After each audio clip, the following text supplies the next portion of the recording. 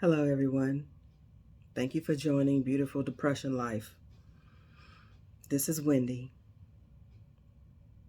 If you've ever heard my podcast before, you've never seen me because I'm always hiding behind the voice. But I ran across something recently that I want to bring forth, and I think I needed to let you see me as I read what I'm about to read.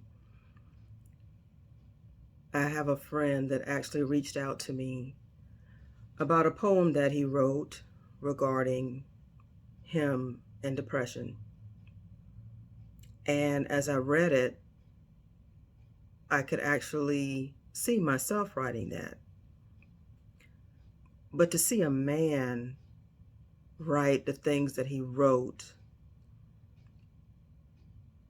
that really bothered me. You know, there's a stereotype out there that men are supposed to be strong. Men are the warriors. They're the protectors. But men have feelings too. And they go through so many things. They have the weight on their shoulders that people just don't understand the weight that they do carry. He wrote this poem. Well, it's not really a poem. He wrote this words of feelings a while ago, but he didn't want to share it. But he asked me to share it now. And I think that's a wonderful sign. It's a positive sign that means that he's starting to heal. And I'm hoping that's the case. And if it isn't, we still need to work on that because you do have to heal. But I'm going to read what he wrote. And I want you to listen very carefully about the things that he's thought of, the things that he's has on his mind and really don't have anyone to talk to. But I want you to listen. The name of this is called The Requiem of a Sinner. I'm going to put on my glasses because just in case I can't see all the words. Depression. The heaviest weight you can carry that no one else can see. Have you ever cried so much that you don't feel like you have any tears left? Every morning, he wakes up and puts on a fake smile. It's easier to hide how he feels rather than explain why he'd like to lay in bed and just cry until he falls back to sleep. He knows what everyone means by the living dead. It's walking through life like you're alive. When you really feel dead inside. Every day he thinks, if I were to drop dead today, would anybody really care? Or would they go on with their life like I was never even there? He is so tired of being interrupted, ignored, walked on, and made to feel unimportant by those important to him. He just wants somebody to hear his silent screams. Just because he's smiling doesn't mean he's happy. It's the smile that he's perfected to keep the tears from showing. People have no idea how hard it is not to cry, to hold back all the tears, sadness, and anger, trying to be strong, telling himself even the strongest people have breakdowns. He just wants to get in his truck and drive until the pain ends and his sanity returns. But wonders, is there even a roadmap for that? In that same moment, he again realizes he has spent his whole life making everyone else happy and asks himself for the millionth time, when will it be my turn? He's always been told for every bad thing that happens in life, there is always something good. He just wishes he could find it.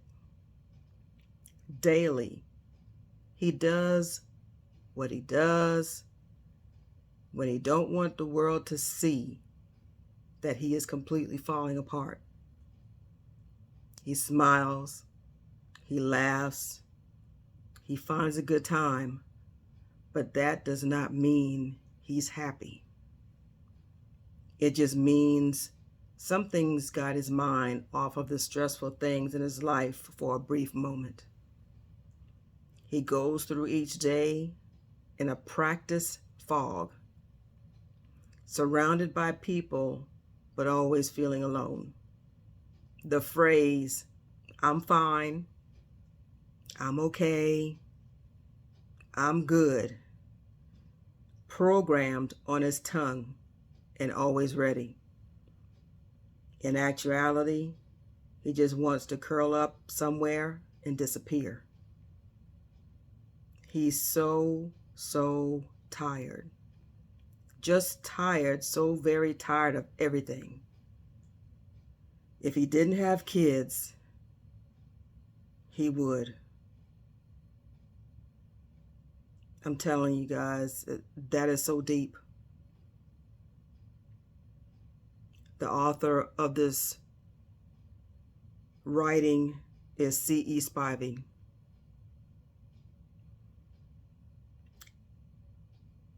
Again, it's hard for a man to display his feelings like that, especially when it comes to mental health. That's not an easy subject to talk about. Sometimes I have a hard time talking about it, and I'm an advocate for mental health. But I want people to understand that, yes, men have depression too. Men go through things just like women go through things. There's no age limit. There's no gender preference. There's no orientation preference. It's a problem. It's a mental health problem. And we all need to be accountable for our loved ones to try and figure out, hey, are you okay? If it's a simple phone call, if it's a simple text message, reach out. Find out whether your fellow man or fellow woman or mother, father, sister, brother, aunts, uncles, even your children, nieces and nephews. Find out, how are you doing? If you don't find out, sometimes it could be too late. But I admire the fact that he wrote what he wrote, because he expressed himself in such a way that everybody should be able to understand, hey, it's a problem and it's fixable.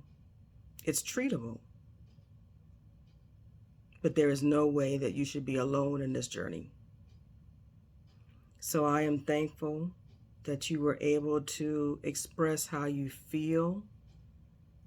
C.E. Spivey, thank you for letting us know about the things that you're going through. And it's not only you. There's a lot of men out there that are going through the same thing. But sometimes they might be too afraid or too ashamed to talk about it. And it's nothing to be ashamed of, because you need to be happy. You shouldn't be sad and depressed at all. But I'm hoping that this I'm hoping that this writing will bring encouragement to those who are suffering in silence, to let you know that you don't have to. Find someone local at your school counselor if you're a young person. If you're in college, there's resources there for mental health.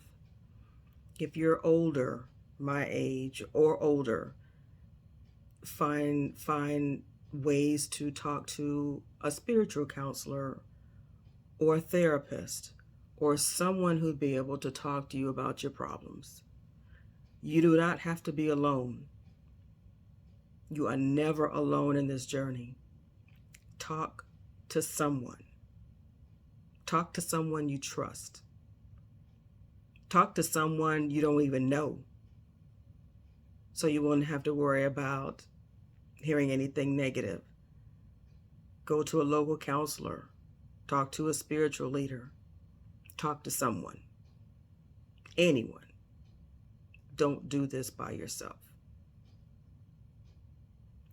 Thank you again, C.E. Spivey, for your bravery.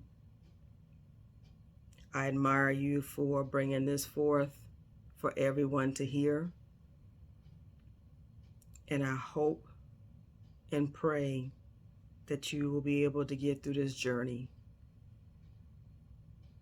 with the help of everyone, or from the help of anyone, because you deserve it. You deserve to be happy. Always remember that.